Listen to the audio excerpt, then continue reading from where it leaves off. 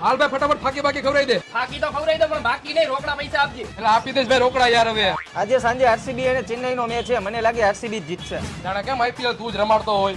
કોને કેસ ભાઈ? ફોન ચાલુ હે ભાઈ. હોપારી કઈ નાખું. કાતી હોપારી નાખ દે ભાઈ. આ શું અચાનક વિરાટ કોહલીના છોકરાને ઝાડા થઈ ગયા?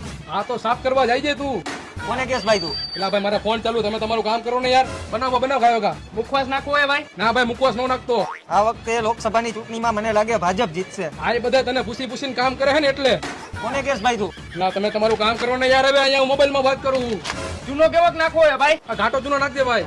હમણાં ત્યાં છાપામાં કઈ હારા સમાચાર જ નથી આવતા. આ તો ઘરો ફાવો ખાઈને મરી જાય તો આવી જાય.